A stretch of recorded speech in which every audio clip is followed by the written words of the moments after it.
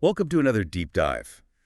Today, we're going to be exploring this book called The Road to Character by David Brooks. Mm, It really got me thinking. And, yeah. we've got the book itself, but we also have just all these stories about all these historical figures Okay. that we're going to be diving into. And I think you're going to find it as fascinating as I did. Yeah, for sure. Um, Sounds good. we're really talking about how people build character. Okay. And not just in some, abstract sense, Yeah. but, by looking at real lives full of, triumphs and struggles. Right. It's like sort of peeking behind the curtain to see how these remarkable individuals kind of navigate the complexities of life, and hopefully we can glean some wisdom from their journeys. Yeah, exactly. And Brooks kicks this whole thing off with this Mhm. really striking comparison. Okay. He talks about this 1945 radio show Mm. celebrating VE Day, Okay. and it was hosted by none other than Bing Crosby. Wow. So picture this, Bing at the height of his fame Right. opens the show by saying, well, looks like this is, what can you say at a time like this? You can't throw your skimmer in the air. That's for run-of-the-mill holidays. Ah. I guess all anybody can do is thank God it's over. It's remarkable, isn't it? Right. Such a stark contrast to the self-promotion that's almost expected today. I know. It's like, have we lost something along the way? Right. Have we traded humility Yeah. for just this need to constantly broadcast our achievements? It's a question worth exploring.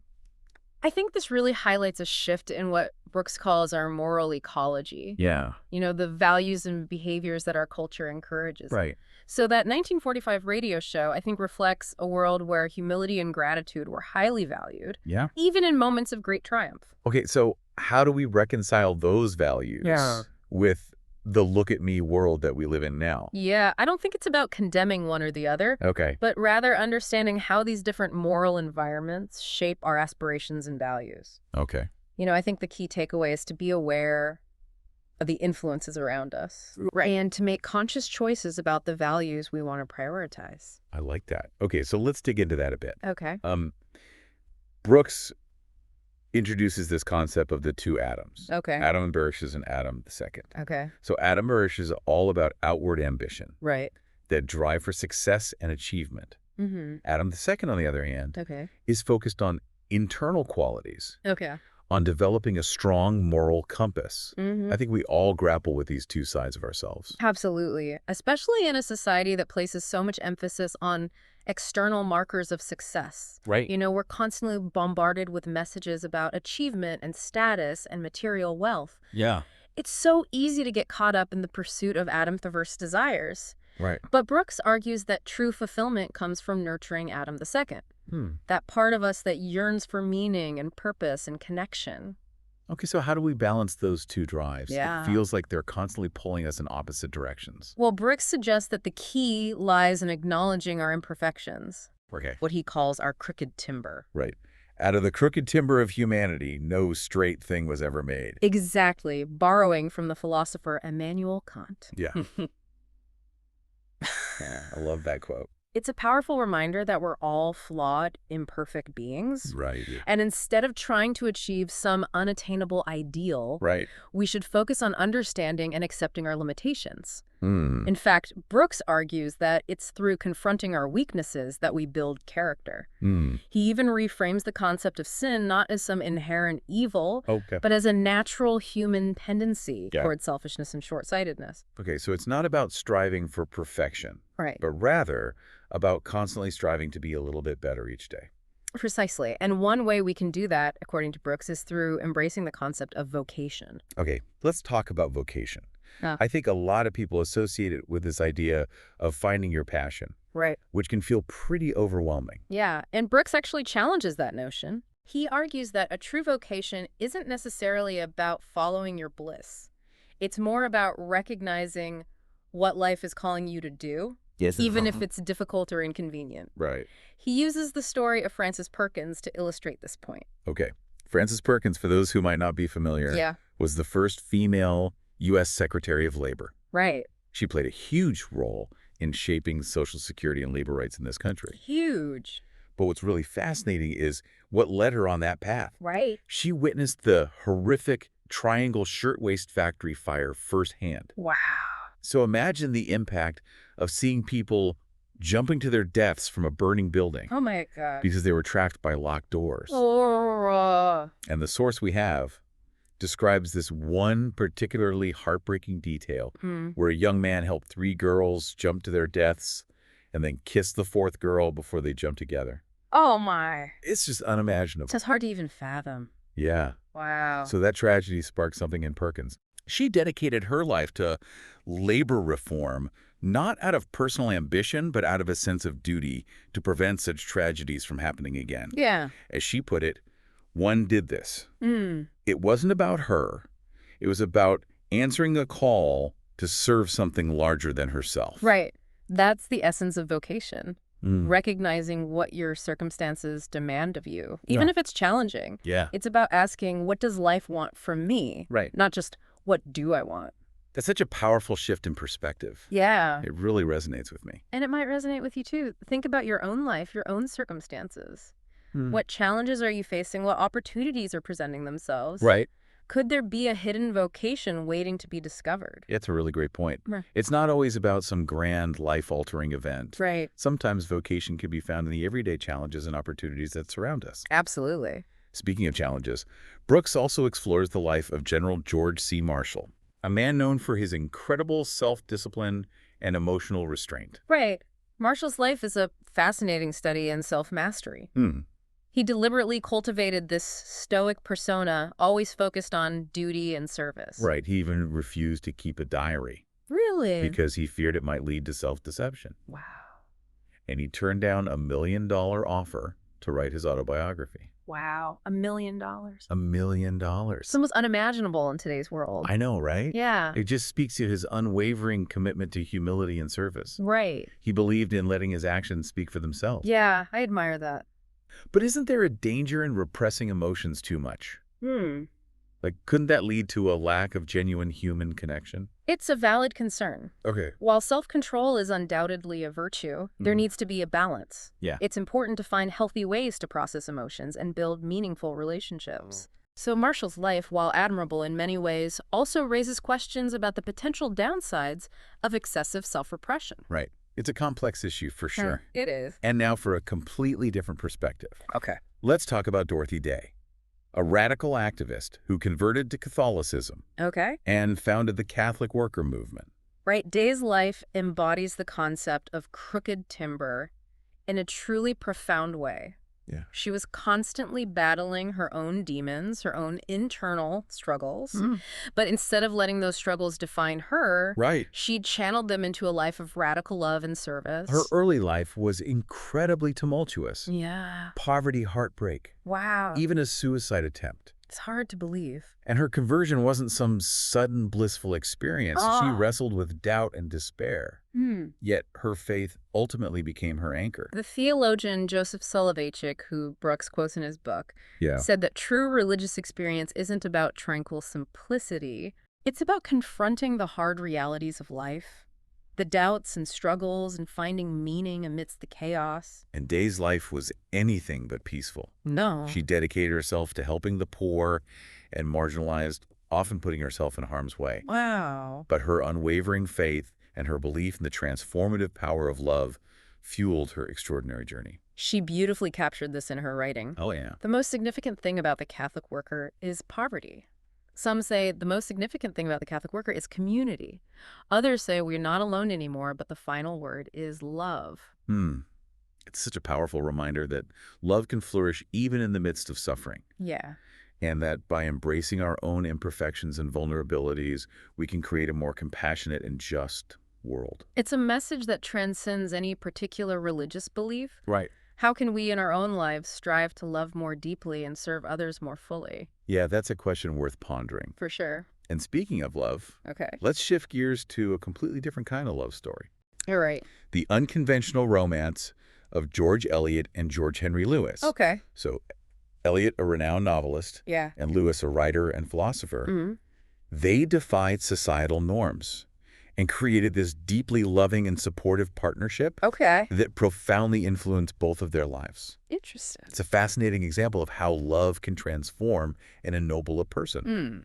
So Lewis was incredibly supportive of Eliot's writing career. Oh, wow. He recognized her talent and nurtured it, even though it meant putting his own ambitions aside.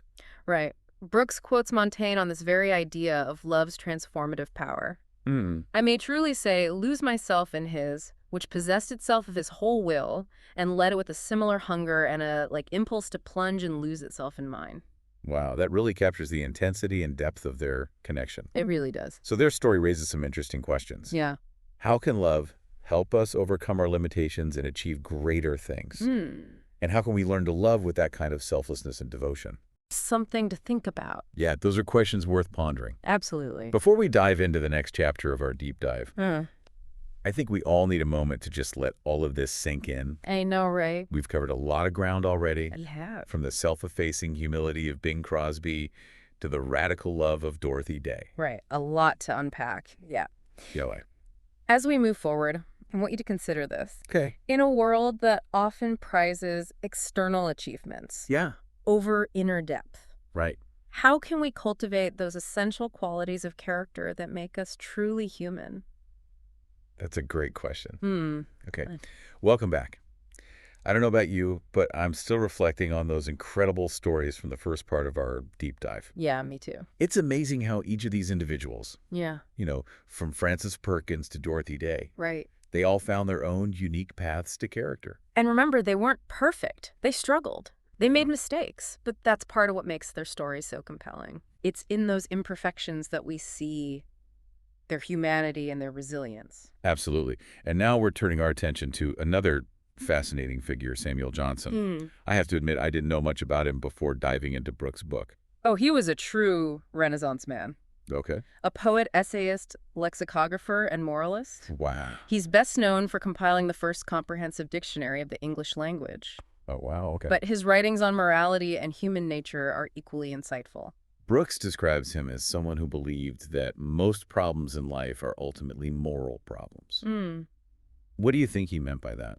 I think Johnson recognized that our choices, our actions, and our relationships are all shaped by our underlying values and beliefs. Okay. He was fascinated by the complexities of human motivation and the constant struggle between our better angels and our darker impulses. And he wasn't afraid to grapple with those darker impulses himself. Yeah. He faced bouts of depression, anxiety, and even contemplated suicide. But he also had this incredible wit and this ability to distill complex moral truths into memorable sayings. Oh, absolutely. Like his famous line, patriotism is the last refuge of a scoundrel. Right. Or, if you are idle, be not solitary. If you are solitary, be not idle. Yeah, he had a knack for cutting through pretense and getting to the heart of the matter. Yeah, those quotes really stick with you. They do. It's like he's challenging us to examine our own motivations and to live with greater intention. Exactly. And that brings us to Brooks's humility code. Okay. A set of principles for cultivating character in a world that often seems to reward the opposite. Right. Okay, so let's unpack that. Okay. What exactly does Brooks mean by humility code? Well, he starts by reminding us that we're all flawed creatures. Right. We tend to overestimate our abilities and rationalize our failures. Right. He calls this epistemological modesty. Okay. Which sounds complicated, but really just means recognizing the limits of our own knowledge and understanding. So basically, we need to acknowledge that we don't have all the answers. Right. And be open to learning from others. Exactly. And this openness, this willingness to admit when we're wrong, is the foundation of true humility. Okay. It's not about putting yourself down or feeling inferior. Right. But rather about recognizing that you're part of something much bigger than yourself. And that your worth isn't determined by your achievements or your status. Precisely. Brooks argues that true humility is about embracing our interconnectedness and recognizing that we're all in this together, supporting and learning from one another. And this leads to the second principle of the humility code, confronting our weaknesses. Right. That sounds a bit daunting. Isn't it easier to just ignore our flaws and hope they go away? It might be easier in the short term, but Brooks argues that true character is built through those inner struggles. Okay. Those moments when we choose to act with discipline, compassion, and integrity, even when it's difficult. So instead of trying to hide our weaknesses, we embrace them as opportunities for growth. Exactly. Each mistake, each setback becomes a chance to learn and become a better version of ourselves. Okay.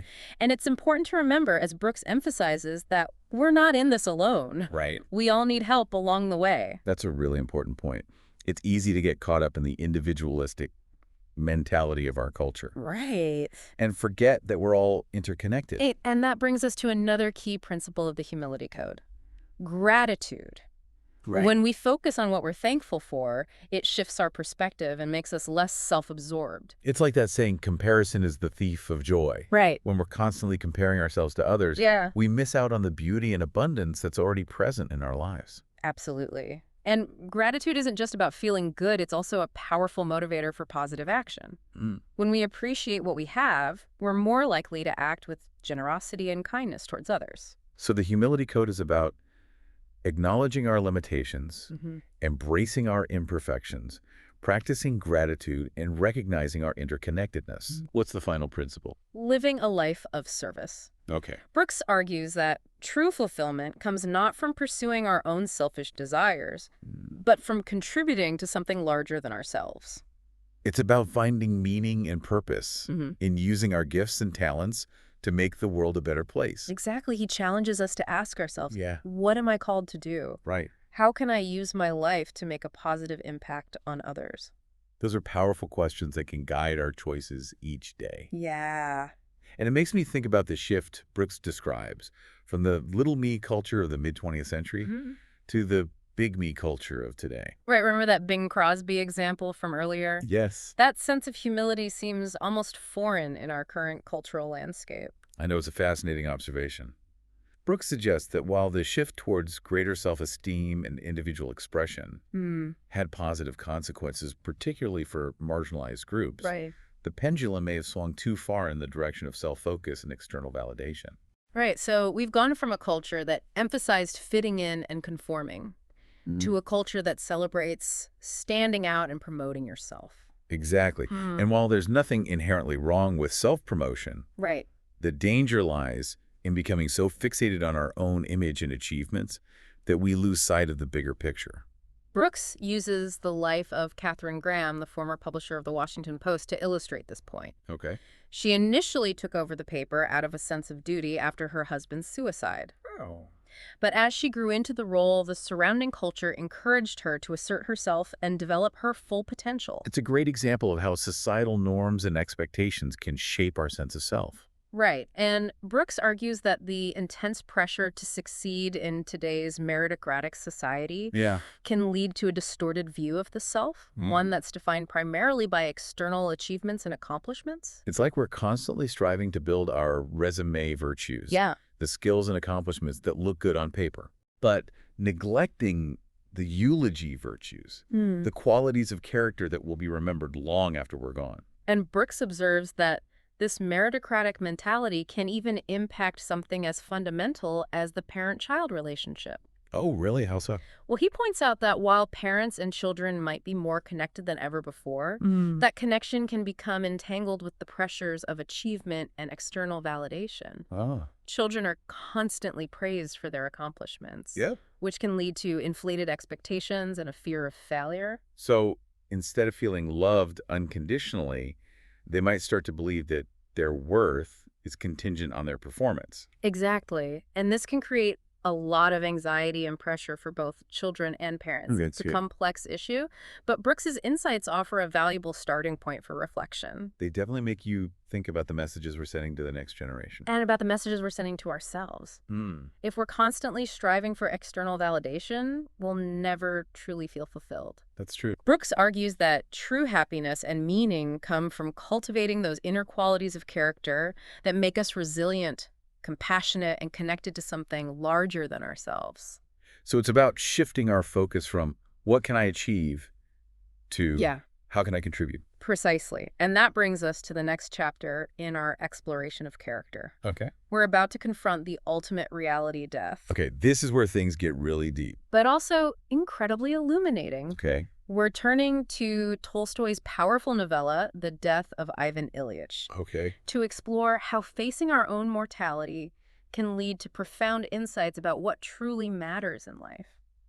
Welcome back to our deep dive into the world of character. We've journeyed through these inspiring stories of service, We've grappled with the tension between like our inner and outer selves. Right. We even explored the complexities of love and humility. Absolutely. And now we're entering this new terrain, Okay. a landscape often shrouded in fear and avoidance. Hmm. The realm of death? Right, it's not exactly lighthearted cocktail party conversation, is it? No, not really. But as we've seen throughout this whole deep dive, Right. confronting these difficult truths Yeah. is often where the most profound insights lie. Exactly. And for this exploration, we're turning to Tolstoy's The Death of Ivan Ilyich. Okay. It's a story that hits you right in the gut, Okay. forces you to confront your own mortality and question what truly matters in life. So for those who haven't read it, Yeah. Ivan Ilyich seems to have it all, like a successful career, Right. a comfortable life, Yeah. social standing. Okay. But then this seemingly minor injury throws him into this tailspin of pain and decline, Oh, wow. leading him on this unexpected journey of self-discovery. So as Ivan Ilyich faces his own mortality, everything he once valued, his career, his possessions, even his relationships, Right. they suddenly appear hollow and meaningless. It's like the rug gets pulled out from under him, Yeah. and he's forced to confront the emptiness of a life Right. that was lived solely for external validation. And this is where Tolstoy's genius shines through. Mm. He doesn't shy away from the rawness and discomfort of Yeah. these existential questions. Right. He forces us to confront them Right. alongside Ivan Ilyich. It makes you wonder, like, how many of us are living a version of Ivan Ilyich's life, Yeah. just chasing after these goals that ultimately don't bring lasting fulfillment. It's a question worth pondering, Right. and it's precisely the question that Brooks wants us to wrestle with. Okay. He uses Ivan Ilyich's story to illustrate the dangers of what he calls the big me culture. Yeah. A culture that prioritizes individual achievement and self-promotion above all else. But there's a glimmer of hope in Ivan Ilyich's final days, isn't there? Yes, in the midst of his suffering, he experiences this profound shift in perspective. He begins to see the genuine love and compassion in those around him. His servant, Gerasim in particular, Okay. who offers him these simple acts of kindness and care. It's like he finally wakes up to the beauty of human connection Yeah. and the power of selflessness. Exactly. And this realization, this awakening, is what Brooks argues is the key to true character development. Okay. It's about moving beyond the self-absorbed big me Yeah. and embracing what he calls the summoned self. Okay, I'm intrigued. Break down this summoned self for me. Okay, so think back to our discussion about vocation. Okay. It's that sense of being called to something larger than ourselves, a purpose that transcends our individual desires and ambitions. So it's not just about what we want to achieve, Right. but about how we can contribute to something meaningful, Exactly. something that benefits others. Exactly. And Brooks argues that this shift from big me to summoned self Okay. is essential not only for individual fulfillment, Yeah. but also for creating a more just and compassionate society. That's a powerful idea, and it really resonates with everything we've been exploring in this deep dive. The lives of Francis Perkins, Dorothy Day, George Marshall, Right. they all embody this idea of the summoned self in different ways. They were all driven by a sense of purpose that went beyond their own personal gain. Right. They were willing to sacrifice, Yes. to struggle, to confront their own limitations in service of something greater. It's inspiring, but also a bit daunting. It is. Yeah. How do we actually live this way Right. in our everyday lives? Yeah, Brooks offers some guidance in the form of his humility code. Remember those principles we discussed earlier? Yeah. Acknowledging our limitations, embracing our imperfections, Right. practicing gratitude, Yeah. and living a life of service. Right. These are all essential ingredients for cultivating the summoned self. So it's not about achieving some grand heroic feat. Right. It's about making small, consistent choices each day that align with our values Right. and contribute to the well-being of others. Exactly. It's about asking ourselves, what small act of kindness can I offer today? How can I use my unique gifts and talents to make a positive impact on the world around me? These are questions we can all ask ourselves no matter where we are in our journey. Absolutely. And that's the beauty of this exploration of character. It's not about reaching some predetermined destination. yeah. It's about the ongoing process of growth, self-discovery, and striving to become the best versions of ourselves. I think that's a perfect note to end on. It is. We've covered a lot of ground in this deep dive. We have. From Bing Crosby's humility to the radical love of Dorothy Day to the existential crisis of Ivan Illich. And we've barely scratched the surface of what David Brooks explores in The Road to Character. Right. I highly encourage you to seek out his book and continue this exploration on your own. Thanks for joining us on this deep dive. I hope you found it as thought-provoking and inspiring as I did. Me too. Until next time, keep seeking, keep questioning, and keep striving to live a life of meaning and purpose.